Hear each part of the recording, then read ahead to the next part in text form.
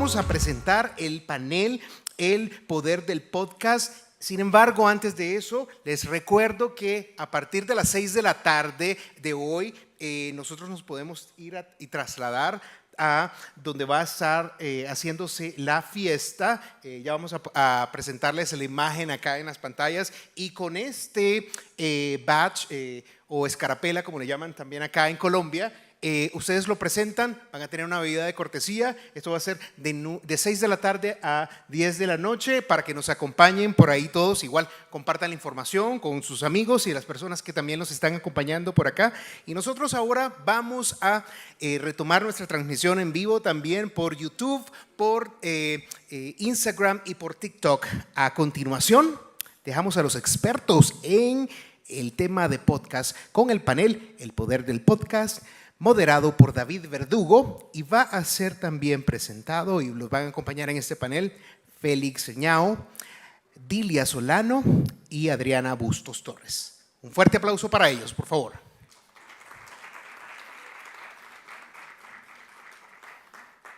Hola, buenas tardes, ¿cómo están?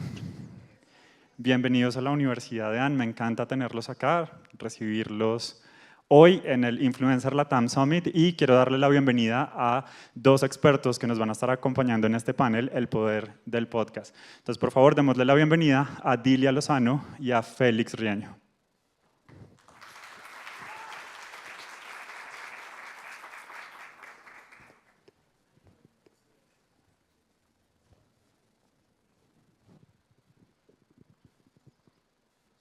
Bueno, bienvenidos Dilia, Félix. Les cuento que tenemos dos expertos increíbles. Por un lado, contamos con Dilia Lozano. Dilia fue nominada al Premio Nobel de Paz por su movimiento de los niños y niñas por la paz. Además, fue merecedora de la Gran Cruz de la Orden Civil de la Solidaridad, entregado por la Corona Española. Dilia, bienvenida.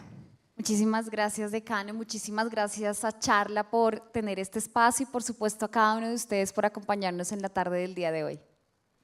Y también le doy la bienvenida a nuestro otro experto, Félix Riaño. Félix fue merecedor del premio CPB de periodismo y es el autor del libro Todo sobre el podcast, además ganador de 2 premios Latin Podcast Awards, del Premio Nacional de Periodismo CPB, que lo acabo de mencionar, y del premio Roche. Félix, bienvenido.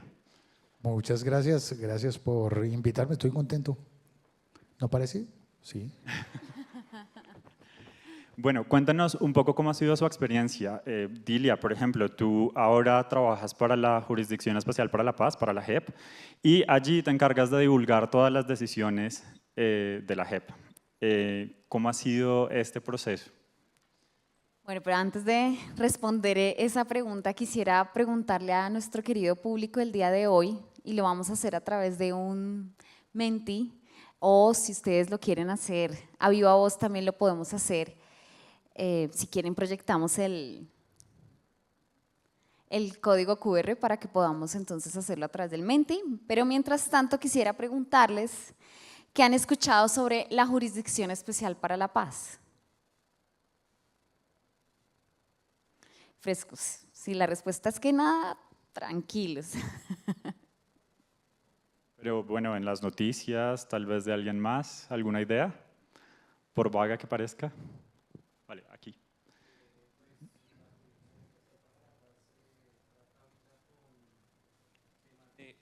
Gracias. Bueno, buenas. Soy periodista, entonces la Jurisdicción Especial para la Paz no la he abordado, pero me parece que el proyecto transmedia que han elaborado allí es muy gratificante para que la audiencia, las personas puedan entender los procesos de paz que se adelantan con los firmantes de la paz de las Fuerzas Armadas Revolucionarias de Colombia, FARC-EP, y eso es lo que ellos tratan de promover a través de diálogos y diferentes justicia transicional para que puedan llegar a esclarecer muchísimos delitos, entre comillas, que pudo cometer este grupo en su momento subversivo. Muy bien. Yo creo que… Dale. La JEP, bueno, la escuché hace mucho tiempo en la universidad, estudié economía. participé o escuché alguna vez una charla acerca de la reparación, no repetición, y la idea es que la JEP básicamente, como estamos en un país que ha habido mucho conflicto armado, conocer esos delitos que se han cometido y también mirar la parte de las víctimas y cómo con procesos legales y podemos acercar a la ciudadanía a que nosotros en algún momento no tengamos que seguir viviendo como víctimas del conflicto armado, sino que tengamos como otro foco en nuestro país. Ok, muy bien. Entonces, pueden ver los resultados. El 74% de este auditorio ha oído hablar sobre la jurisdicción y el 29% no. Ahora, quisiera hacerles otra pregunta. ¿Qué creen que hace la JEP? Y también lo pueden responder en el Menti.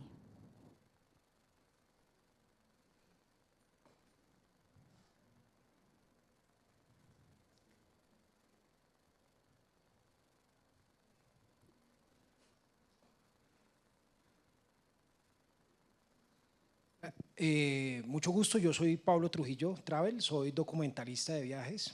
He grabado videos con muchas víctimas del conflicto que me hablan sobre la JEP. La JEP es un sistema de justicia transnacional que se creó en el gobierno de Santos para los acuerdos de la paz. Son como unas nuevas leyes, una nueva forma de juzgar a los actores del conflicto armado en Colombia. Y la JEP se encarga precisamente de juzgar a esos actores de la guerra por medio de nuevas leyes que son diferentes a las del sistema jurídico ordinario. Ok, muchas gracias. Tenemos entonces los resultados. La palabra principal es justicia, reinserción, investiga, repara, seguimiento de procesos, reparación, imparte justicia, reconcilia, perdón. Bueno, muy bien. Y la última pregunta. ¿Escuchaste alguna vez el podcast Relatos de la JEP?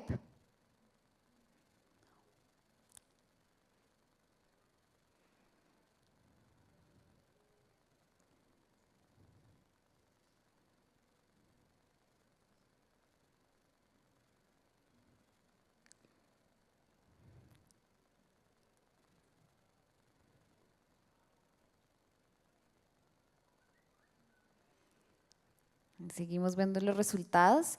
Muy bien. Entonces, respondiendo a la pregunta de nuestro querido decano, y estas preguntas es justamente por eso es que creamos, y por eso justamente decidimos construir un podcast, porque nos dimos cuenta que muchas personas y la ciudadanía en general y en Colombia, en un país como el nuestro en el que tenemos un conflicto armado tan largo, no sabemos muy bien qué es, qué está pasando, quiénes son las personas que hacen parte de la jurisdicción. Si quieren, bueno, esta es una pequeña presentación de quién soy, pero ya por supuesto el decano lo hizo. Quisiera entonces avanzar un poquito para responder esa pregunta. Nosotros somos una jurisdicción y una entidad muy joven.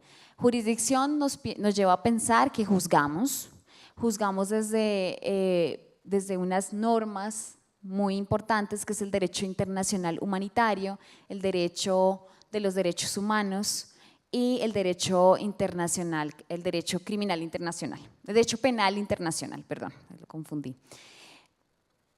Hacemos y juzgamos desde ahí para que los graves crímenes de guerra que se cometieron durante el conflicto armado no queden impunes. La jurisdicción hace parte del componente de víctimas, somos el componente del acuerdo de paz que se firmó entre las extintas FARC y el gobierno nacional, el Estado colombiano, para cesar el conflicto armado. Nuestro reto es cómo le explicamos a la ciudadanía en general y cómo lo hacemos, cómo los ciudadanos pueden tener en su oído esa hermosa posibilidad de saber qué está pasando, de conocer la verdad y de conocer cómo estos graves delitos no están quedando impunes, pero desde una perspectiva transicional, eso significa que somos temporales, y desde una perspectiva restaurativa, que es muy distinto a la justicia punitiva, donde quien comete el crimen es a quien siempre estamos enfocados. Las víctimas, como algunos de ustedes ya lo mencionaron en su experiencia, han pasado por 25 entidades, pero no han tenido una respuesta. Nosotros queremos que en la JEP estas víctimas sean centrales y puedan saber la verdad sobre sus familiares y lo que pasó en el conflicto armado. Muchas gracias, Dilia. Y Félix, cuéntanos, bueno, tú comunicador social y te interesaste en radio durante tu formación profesional. Yo soy el director de los programas de comunicación aquí en la Universidad de AN. Cuéntanos un poco cómo fue esa trayectoria, cómo llegas a interesarte en radio y eventualmente cómo llegas a podcast y esa diferencia entre los dos, que seguramente está allí en tu libro, Todo sobre el podcast.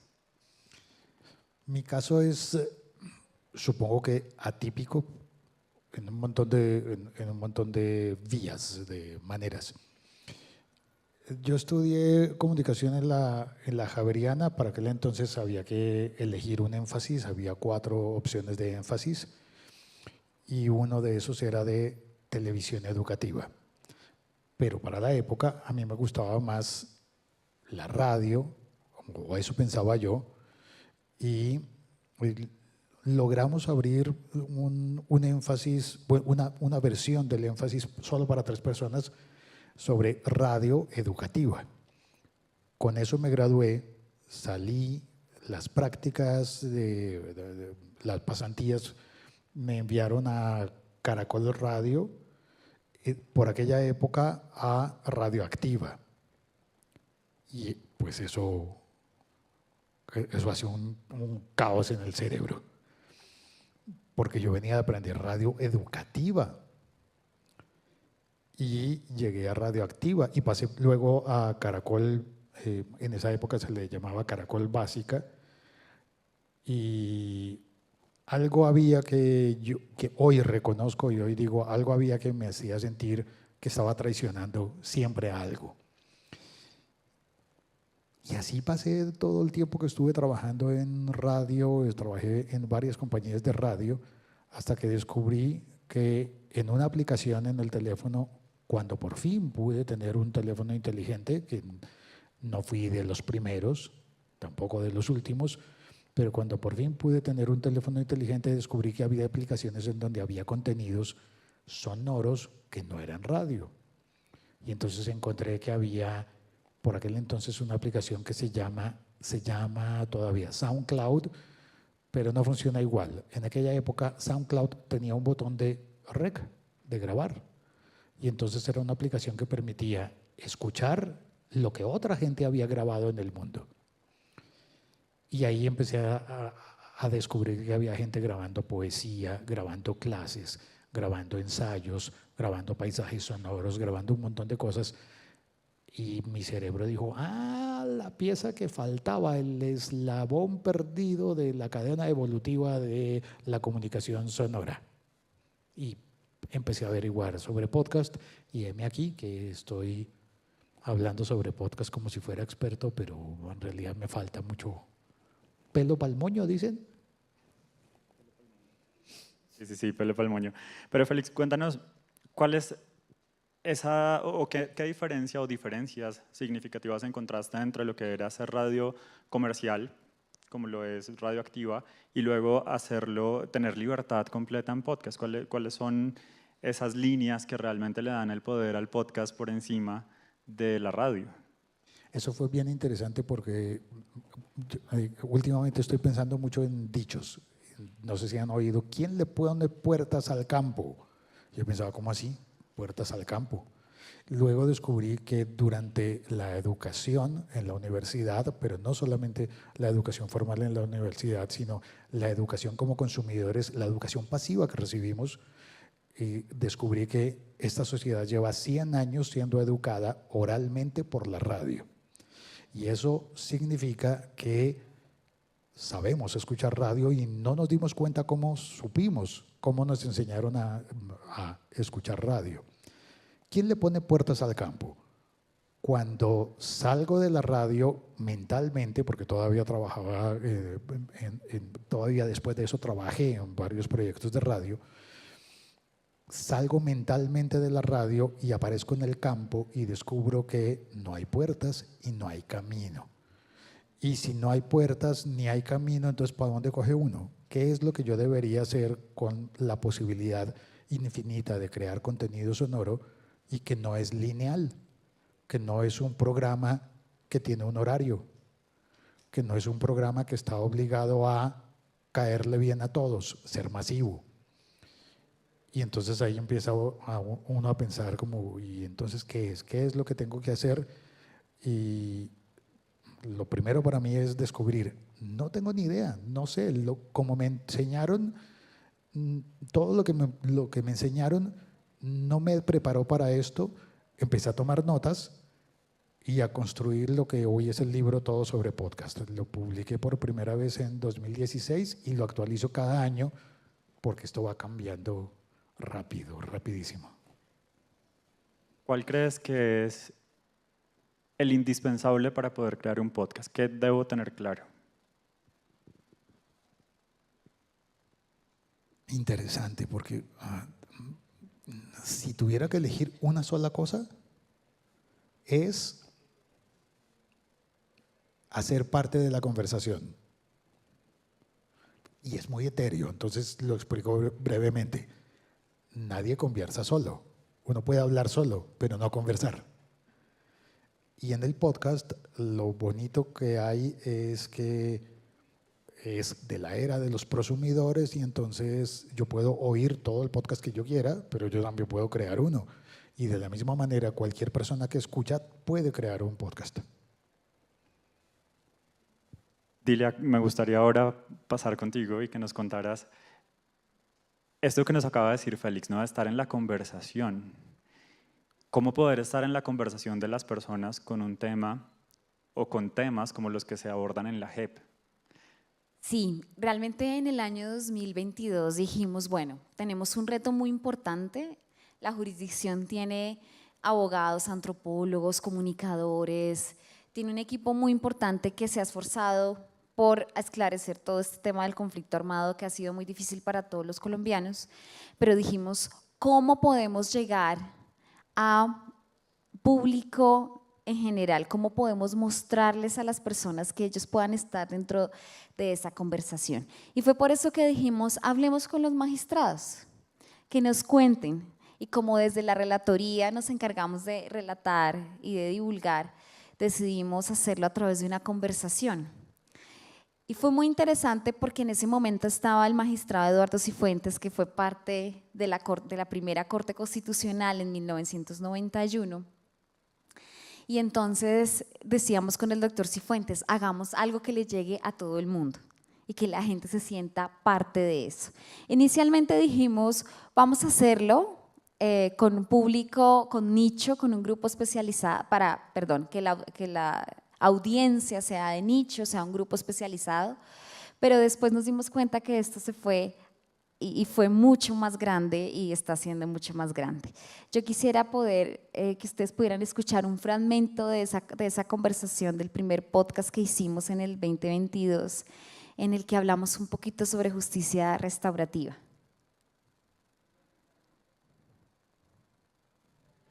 En esta jurisdicción se investigan, juzgan y sancionan los crímenes más graves cometidos en el largo y cruento conflicto armado interno colombiano. Para ponerle término a este conflicto es necesario, entre otras cosas, la verdad. La verdad judicial tiene un papel muy destacado, porque las víctimas esperan saber qué fue lo que pasó, por qué y cómo se llevó a cabo la desaparición forzada, el desplazamiento, las masacres, los homicidios, etc. Y por ende la verdad es muy importante. ¿Y quiénes participaron además? Terceros, Fuerza Pública, FARC. Y una vez que se ofrezca esta verdad judicial, proceder a restaurar los lazos de una comunidad fragmentada. Aquí nos dimos cuenta como el sentido y el espíritu de poder integrar lo que está ocurriendo en la jurisdicción y poder entender también nosotros como país cómo muchas personas hicieron parte de este conflicto y nunca se habló de él, y cómo ahora estamos sabiendo y conocemos la verdad. Entonces el podcast, yo cuando era niña hice radio, ¿sí? Estuve en Todelar y hacía radio en un programa para niños los sábados a las 8 de la mañana. Y era muy interesante porque había pocos guiones, realmente contábamos lo que queríamos hacer y sabía que la radio podía llegarle a todas las personas. Y por eso este podcast se vuelve como esa herramienta importante de divulgación y de diálogo de lo que está pasando. Dilia, yo quisiera detenerme ahí un momentico para hacerte una consulta. Ahora contaba Félix, es comunicador, pero en tu caso tú eres abogada. ¿Cómo fue esa transición o cómo fue el proceso? Cuéntanos un poco cómo fue el proceso en el que de repente dices, quiero hacer un podcast, o bueno, ya nos contabas un adelanto, quiero hacer radio. Y es porque particularmente creo hay un conocimiento popular en el que bueno, cualquiera puede llegar a hacer radio, puede hacer televisión. Yo particularmente creo que hay un conocimiento específico, pero sí es muy importante empezar a participar desde todas las disciplinas en los medios y hacer comunicación del derecho, de la cultura, del arte, bueno, de todas las diferentes áreas. ¿Cómo fue ese proceso para ti? ¿Cómo llegaste a los temas de comunicación? No, muchas gracias, decano, por esa pregunta. Yo sí creo que pues la comunicación es algo que está con nosotros todo el tiempo, ¿no? Es muy vivo, pero en el tema de los abogados, yo sí tengo que admitir que los abogados hablan muy enredado, ¿sí? Hablamos muy difícil, muy complejo. Entonces, inclusive tuvimos que hacer toda una reflexión dentro del equipo de la relatoría en ese momento de cómo vamos a explicarle a la gente esto, ¿sí? No vamos a usar estos términos tan complejos. Tenemos que entender muy bien qué está pasando, hay que ser muy rigurosos desde lo jurídico para poderlo comunicar. Entonces, realmente creo que ha sido un proceso de experiencia, de la práctica hacia el maestro, ya que estamos hablando de dichos como lo comentaba Félix antes, y de como ponerse en el lugar del otro, ¿sí? Ponerse en el lugar del otro. Entonces dijimos, los abogados tampoco saben qué es un proceso dialógico, por ejemplo. Eso es un término súper grande que se está construyendo en la jurisdicción. Entonces los abogados van allá a pelear y a discutir, pero no, aquí queremos es construir de manera conjunta la verdad y que los comparecientes admitan la verdad y puedan luego tener sus sanciones, ¿sí? Que las víctimas también sean restauradas durante el proceso, que los abogados puedan entender que esto es una justicia temporal. Entonces, creo que ese ejercicio fue, pongámonos en el lugar del otro, aprovechemos estos medios, aprovechemos que ahora todo desde un teléfono es posible acceder a eso, pero claro, en el equipo también contamos con 2 comunicadores sociales, por supuesto, es un equipo interdisciplinario, hay politólogos, hay abogados, hay, bueno, abogados son la mayoría, pero hay comunicadores sociales, literatos que entraron a aportar desde esas disciplinas la construcción de este podcast. A ver, un poco de estructura. Hace unos momentos conversábamos con Félix en el taller de podcast que tuvimos a las 11 de la mañana y Félix nos contaba, hay 3 cosas que tradicionalmente le preguntamos a alguien cuando se acerca y nos dice que quiere hacer un podcast. Y es, ¿cuántos episodios son? ¿A quién va dirigido? ¿Y qué esperas lograr con ello? Yo creo que con lo que nos cuenta Dilia ya tenemos un panorama claro porque Relatos de la JEP tiene un número de episodios, además tiene una temática muy bien delimitada, sabemos a quién va dirigido, ya nos has contado, y qué esperas lograr con ello. Bueno, sigue, por favor. Claro que sí, yo quería contarles que llevamos 14 episodios, llevamos 3 temporadas, empezamos con una temporada muy general sobre los conceptos básicos de lo que hace la justicia transicional, luego entramos a ver los enfoques diferenciales y ahora estamos hablando de los macrocasos. ¿Qué esperamos? Tenemos 3 retos grandes allí. Uno de ellos es ampliar la audiencia del podcast. Empezamos con más o menos, si podemos mostrar las cifras, empezamos con 1.500 seguidores en las plataformas de Spotify, pero como ustedes lo saben mejor que yo, hay infinidad de contenidos, más de 1.600.000 podcasts solo en Spotify. Eso hace que haya una competencia muy grande. Aquí están las cifras que les quería mostrar. En este momento tenemos más de 3.491 reproducciones desde octubre del 2022. Nos escuchan en más de 25 países. No solo nos escuchan en el idioma español, hay varias, digamos, en otros países, en Estados Unidos hay un porcentaje importante, en Francia, también países que han tenido justicia transicional, procesos de posconflicto, transiciones, porque lo que se hace en la jurisdicción tiene un efecto importante también a nivel internacional. Sé que podemos pasar a la siguiente y les vamos mostrando también cifras. Ahí estamos. Creo que, digamos, un poco, y también seguir, otro de los retos es poder tener como esa conversación con los magistrados. Las agendas a veces son muy difíciles por las audiencias, por la labor judicial, pero creo que también ha permitido esta conversación donde se muestra no solo la sentencia escrita en este lenguaje jurídico, sino lo que está detrás de eso. Y lo que está detrás, que también son personas, no solo que están juzgando, sino personas que tienen historias como las víctimas y los comparecientes. Muchas gracias, Dilia. Y bueno, estos 3 elementos fundamentales de los que hablábamos, pues nos los ha dado Félix. Félix, ¿será esa la clave del éxito o cómo podemos medir el éxito? Porque claro, yo personalmente tengo una idea y es que el éxito depende del objetivo que tenga, pero siempre pensamos en tener un producto exitoso, sobre todo cuando se habla de comunicación, en consideración a la audiencia que logremos captar, pero estos 3 elementos me asegurarían un éxito o cómo poder medir el éxito de ese producto comunicativo.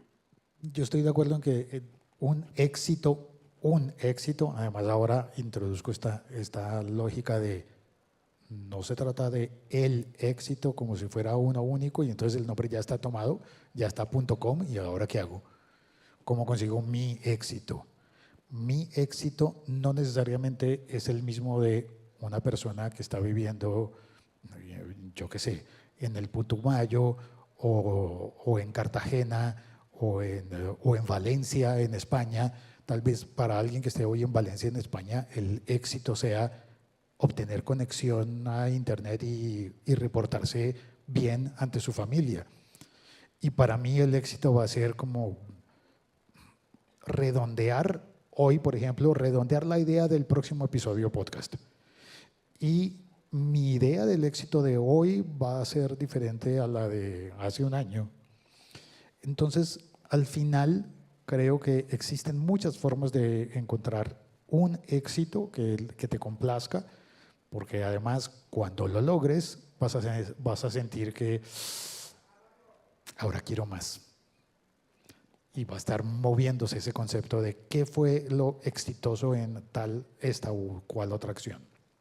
Claro, también entiendo que eso va cambiando en consideración a la entidad que se encargue o que nos haya pedido la producción de ese producto, ¿verdad? Y si hablamos de radio comercial, o en este caso de unas instituciones con un tinte un poco más comercial, seguramente el éxito se va a medir bajo otras métricas, ¿verdad? ¿Nos podría contar un poco sobre eso? Sí, cuando se trata de radio, la radio tiene una condición y es que es simultánea y al ser simultánea ofrece exactamente lo mismo para todo el mundo. Ofrece el contenido aquí y ahora, porque depende de una antena. Entonces la magia de la radio está en que una persona agarre un micrófono, pueda dar un mensaje, contar algo, y ese mensaje vuele en el aire instantáneamente y llegue a todo el país, o a toda una región, o a toda una ciudad, depende de la cobertura de la antena. Y por ahí va la radio. Entonces el éxito para la radio es hablarle a muchas personas al mismo tiempo. ¿Qué pasa cuando uno es abogado y trabaja con la JEP? Pues tal vez a uno ya no le interesa que su mensaje sea algo que le caiga bien a todo el mundo. Y es una de las cosas que empezaron a hacerme disonantes a mí, particularmente en la radio, y es que hubo un día en que yo trabajaba en radio, y un día hoy me siento muy triste, pero tengo que encender el micrófono y parecer alegre, porque para eso me pagan. Hoy siento que hay algo muy importante. Recuerdo, por ejemplo, la noche en la que yo tenía que hacer programa de radio, poniendo canciones, presentando canciones, y hubo un paro de taxistas en Bogotá, que bueno, paros de taxistas suele haber, ¿no? Porque hay razones, pero esa vez los taxistas detuvieron el tránsito en la ciudad tanto que los niños no llegaron a sus casas. Durante la jornada escolar, los niños se quedaron en los colegios y tuvieron que dormir en los colegios. Yo nunca volví a vivir algo así. Y yo sentí ese día, con el micrófono ahí, mi misión es poner canciones y decir el nombre del cantante. Marica. ¿Esto es para lo que yo estudié en la universidad? Empieza a hacerme clic todo y digo como, no. Aparece luego entonces la lógica del podcast y descubro que un podcast para mí exitoso, luego, por ejemplo, comercialmente exitoso, que lo oiga 100,000 personas, no. Comercialmente exitoso, yo necesito que lo oiga una persona que me compre. Y si un episodio me genera una venta, pues entonces ya está siendo exitoso. Al menos generó una acción. Si yo logro llevar un mensaje a una persona que lo necesita y ese día le sirve, funciona, empieza a ser exitoso. Y aparece para mí la gran ubicuidad del podcast. Y es que yo no sé si a ustedes les ha pasado, las personas jóvenes que están en la sala, yo creo que no les ha pasado nunca, pero a los mayores probablemente sí los han llamado a ofrecerles un seguro o una tarjeta de crédito. Y a mí ahorita me timbró el teléfono y yo pensé, pero si yo puse, me sonó el teléfono, yo, ay, ahorita no, joven. Y el ejemplo con esto es, yo no necesito atender a una persona que me va a ofrecer una tarjeta de crédito, pero de pronto sí necesito el crédito, solo que no en este momento. ¿Cómo haría yo para obtener toda la información que necesito?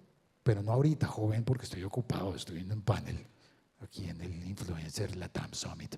Pues entonces, la ubicuidad está en que alguien puede grabar un podcast contándome todos los beneficios de ese crédito y yo, el día que lo necesito, doy clic y escucho todo lo que necesito. Ahí hay una ubicuidad que no ocurre con la radio porque la radio es simultánea y ofrece para todos lo mismo al mismo tiempo. Me gustaría preguntarles a los dos sobre cómo convertirnos o cómo ser visibles. Ahora que estamos en el Influencer Latam Summit, conversábamos hace un momento, competir, así tengamos contenido de calidad, puede ser supremamente difícil porque ya tenemos algunas figuras que se han ganado una audiencia y que por ende cuando crean contenido se llevan esa audiencia a ese nuevo medio. Lo conversábamos particularmente con el caso de Santiago Alarcón, quien fue el podcast más escuchado en el 2023, ¿verdad? En este caso, ¿cómo han hecho ustedes con sus respectivos proyectos para ganar esa visibilidad? Yo creo que una de las cosas que nosotros hemos hecho es evaluar, ¿no? Evaluar. Y sobre todo también ponerle corazón al tema, ¿sí? Ponerle mucho corazón. Si bien somos una institucionalidad y representamos unas ideas y hacemos parte de esa institucionalidad. Yo creo que ese gran esfuerzo ha sido de innovar y de presentar contenidos que la gente quiere saber. Y adicionalmente también tenemos esa idea de que y Félix lo redondeaba lo presentó en la terminación de su presentación anterior, y esto es para la posteridad, ¿sí? Nosotros estamos hablando de, digamos, y vuelvo a mencionar lo que hacemos en la JEP, la no repetición. ¿Y cómo sabemos que eso no vuelva a ocurrir? Pues hay que entender qué pasó, ¿sí? Creo que eso es una estrategia, digamos, desde el corazón y desde la mística de la elaboración del podcast.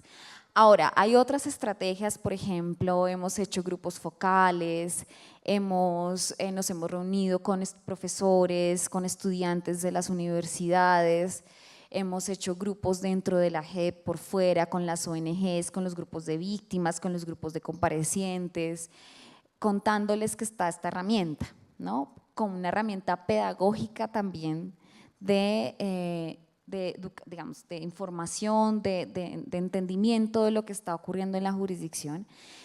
Y creo que ha sido un poco esa estrategia. Para nosotros también es todo un reto, porque también la institucionalidad genera a veces mucho rechazo por parte de la gente. Claro, la institucionalidad ha fallado, ha cometido muchos errores, pero hay personas que también estamos dentro de esa institucionalidad haciendo las cosas de una manera diferente y de una manera que pueda realmente cumplir con esa misión, que es servirle a cada uno de ustedes, a los ciudadanos.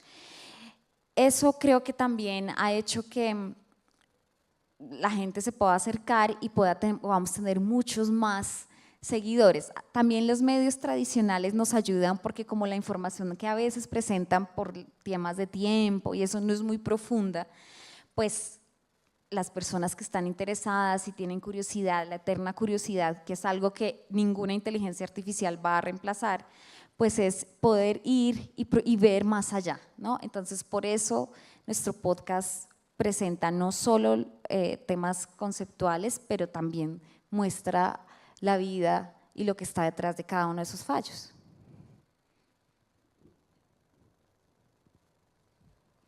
¿Me toca?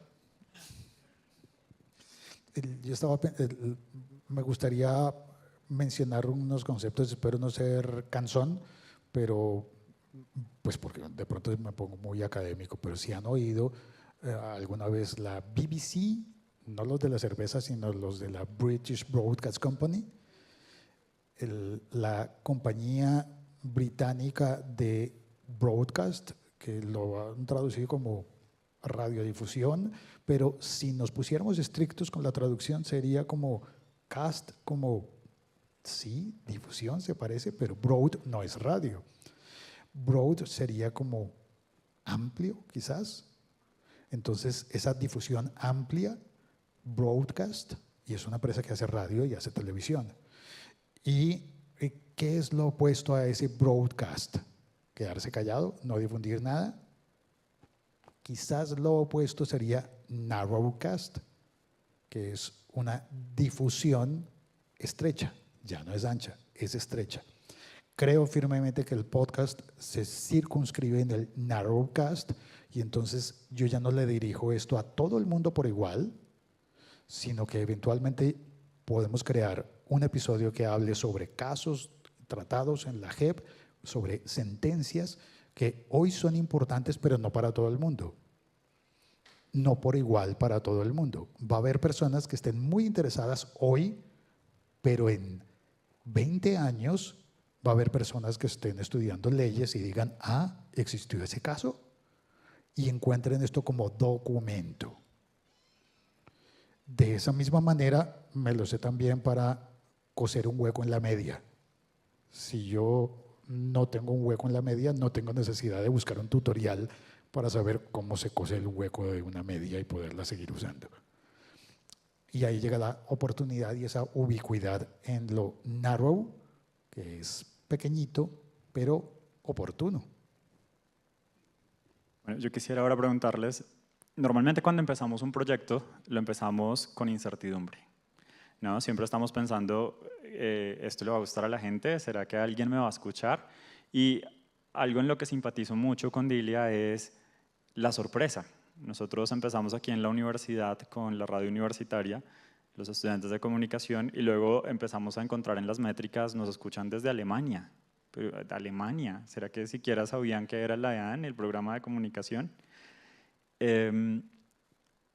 ¿Cómo lograron ustedes determinar que era un éxito el proyecto, en este caso de la JEP, o cómo lograr determinar que es un éxito?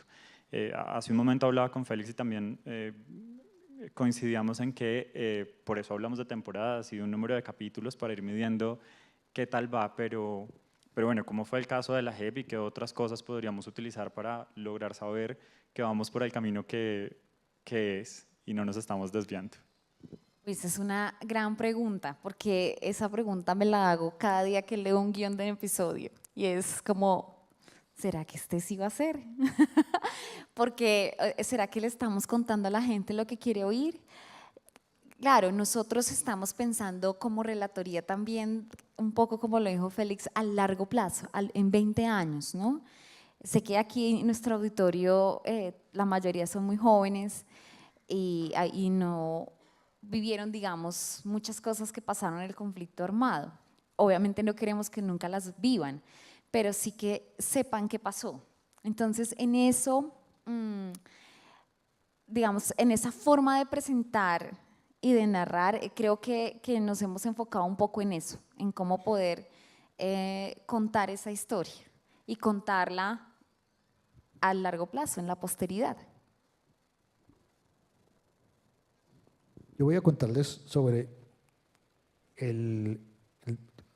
un episodio podcast que es el más reciente de uno de los podcasts que yo hago. Yo hago varios podcasts, voy trabajando como en líneas diferentes, y hay uno que es el más escuchado de los que yo hago, que se llama El siglo XXI es hoy. Y tenía una racha muy densa. Yo pensé como, le ha estado yendo muy bien, pero había hablado sobre física, el problema de los tres cuerpos, la historia del bosón de Higgs, porque es importante el bosón de Higgs, y cosas que de repente pensé como, sí, yo sé que hablo de tecnología, de ciencia, pero también de entretenimiento digital. Quiero que siempre esté presente eso, y pensé, ha estado muy pesado, voy a hacer un episodio más ligero que hable desde la ciencia. Vamos a explicar por qué David Bowie tenía los ojos de diferente color. Si no se habían fijado, miran una portada de un disco de David Bowie, el tipo tiene un ojo de un color y el otro es diferente. Y eso pues es raro. Pensé, voy a hacer ese episodio que sea ligero, que esté hablando de un tipo que hacía música pop o rock, de un ícono. Pero ¿por qué pasa eso? ¿Cuál es la explicación científica? Y busqué a una oftalmóloga que me diera la explicación, que me ayudara a entender por qué pasaba eso en el caso puntual. No les voy a hacer spoilers sobre por qué es diferente el color de sus ojos, pero en la conversación científica, pues médica, la oftalmóloga me contó que había tenido cáncer. Y a partir de ahí yo no pude seguir el episodio como quien llama a una persona que tuvo cáncer y que pasó por algo dificilísimo y le dice, sí, pero no me cuentes lo tuyo, cuéntame lo de Bowie. El episodio cambió y siento que es que nada está escrito, que uno tiene un plan y la vida de repente le dice, no, por allá no es. Y todo el tiempo nos toca escuchar. Y ahí retomo. Hacer parte de la conversación significa que si tú hablas, si tú grabas un podcast y nunca escuchaste un podcast, pues lo que estás haciendo es, ¿qué? ¿Hablar solo? ¿Lanzar un mensaje a ver si pasa algo? Ahí es donde creo que necesitamos hablar y escuchar, conversar. Decano, yo quisiera pedirle si podemos poner un audio muy chiquito, un poco sobre eso, cuando estábamos entrevistando al magistrado Ramelli, sobre uno de los macrocasos de la jurisdicción. Ese sería, es un fragmento muy cortico, es el 6º fragmento. El tema de las víctimas yo creo que sí es como de lo que más me ha, digamos, involucrado en lo personal, ¿no? Yo recuerdo, por ejemplo, en el Huila o en Villavicencio también el caso Meta, donde nosotros reuníamos a todas esas víctimas, a 100, 200 víctimas, y les decíamos, mire, no es casual que ustedes estén acá, los 100 o los 200. Eso también deriva de la forma como estamos investigando, porque seguramente usted pensó que lo que le había sucedido había sido fruto pues de la mala suerte del día, ¿cierto? O de la tragedia familiar, pero cuando usted se reúne con otros 200, pues se da cuenta que no es la mala suerte de los 200, y que lo que le pasó a usted le pasó también a otros 199. Eso lleva a cohesionar el grupo y a decir, oiga, efectivamente aquí hay patrones, ¿no? Eso nunca va a pasar en la justicia ordinaria, porque la justicia ordinaria, como investiga el caso a caso, pues las víctimas son del caso a caso. Entonces llega la señora que le asesinaron a su marido, la viuda, los hijos, y es todo el drama, digamos, en un juzgado. Pero cuando llegan 200, y esos 200 en esas audiencias tienen la oportunidad de dirigirse a sus victimarios, porque es que en este caso ellos no son los importantes, son las víctimas.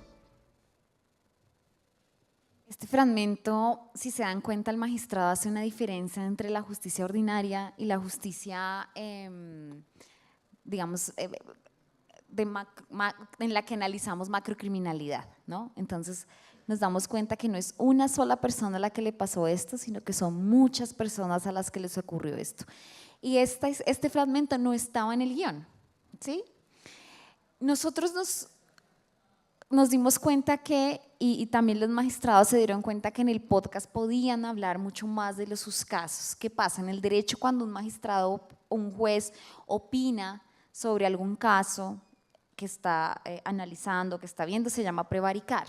Y eso hace que luego el juez no pueda ver ese caso o analizar ese caso. En esta situación particular, nos dimos cuenta que él nos estaba contando lo que estaba pasando detrás. Y es cómo se dan como 200 víctimas que estaban reunidas en un lugar, que habían sufrido exactamente lo mismo, se solidarizan, ¿sí? Y se dan cuenta que aquí pasó una cosa muy dolorosa a todos, pero también eso da mucha fuerza para seguir adelante dentro de esa circunstancia. De acuerdo, muchas gracias. Se nos va acabando el tiempo, desafortunadamente, pero quisiera ya remitirme a las 2 últimas preguntas. Una, sobre la financiación. Muchas veces tenemos ideas de podcast o tenemos ideas y mensajes que queremos contar al mundo, pero no sabemos de dónde obtener los recursos. En este caso, me gustaría, Dilia, que nos pudieras contar cómo se obtienen los recursos de financiación para la JEP. Y ya desde un tinte un poco más comercial, Félix, ¿cómo crees que se da esa financiación? Que en un momento sentimos que primero debemos crear el contenido y ganarnos ese reconocimiento para luego poder conseguir la financiación del producto y, por supuesto, ganancias. Los recursos en el Estado son muy escasos. Por cooperación internacional se habían hecho unos podcasts externos donde se explica qué hace la jurisdicción y son maravillosos, pero el reto nuestro fue convencer como al equipo de comunicaciones, porque lo hacemos con la relatoría y el equipo de comunicaciones, periodistas todos expertos en varios temas, de que esto teníamos que hacerlo in-house y de que es un proyecto necesario. Podemos conseguir el apoyo y claro, trabajamos de manera mancomunada en medio de la lista enorme de necesidades que hay. Hay unos retos, digamos, también al interior de la jurisdicción de que estos espacios tengan su propio espacio dentro de la JEP, y ha sido a través de presentar un muy buen producto, ¿sí? A través de presentar un muy buen producto, convencer a las personas que se suman al proyecto y, por supuesto, a los magistrados. Félix. Yo recomiendo siempre,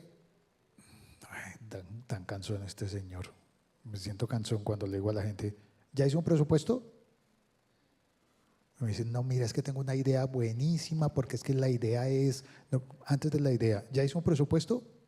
Pero no, es que la idea es muy buena. Ya, pero ¿cuánto le va a costar? No, la idea es para ganar. ¿Y cuándo va a llegar el punto de equilibrio? Entonces a veces siento que soy cansón con eso, con las personas, y cuando oigo esto de, no, es que vamos a hacerlo, vamos a posicionarlo primero y a venderlo después, digo, igual tiene o tendría que haber un presupuesto, porque pues, es muy difícil imaginar que primero compras los zapatos y después decides a qué niño se los das. Y hay muchos proyectos que son así. Mira, compré estos 700 pares de zapatos y ahora tengo que salir a vender los 700 pares de zapatos. O sea, tienes un producto y necesitas los clientes.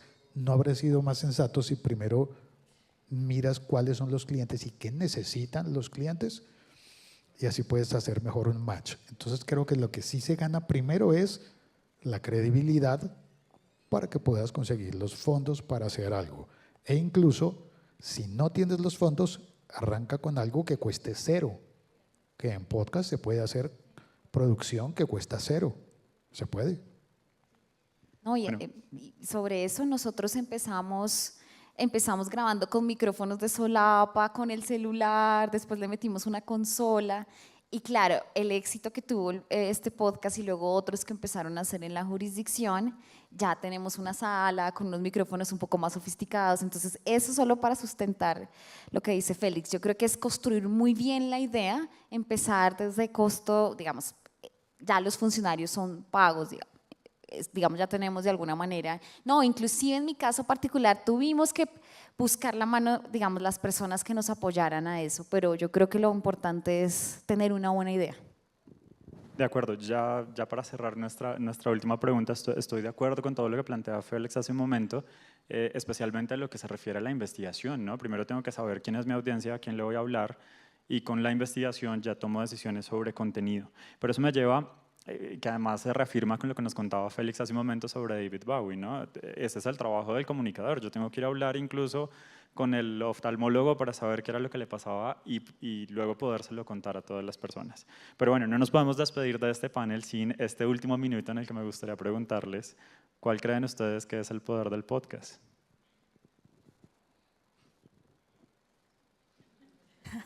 Yo creo que el poder del podcast es que es atemporal, ¿sí? Como el arte, como cuando Van Gogh decía que él pintaba para los que no habían nacido. Yo creo que nosotros hacemos este podcast para los que no han nacido o los que no han conocido qué fue lo que pasó en Colombia con el conflicto armado. Y yo creo que el poder del podcast es estar disponible para el que lo necesita, cuando lo necesita. Bueno, muchísimas gracias a todos. Con esto vamos por terminado el panel El Poder del Podcast. Despidamos con un fuerte aplauso a nuestros expertos invitados.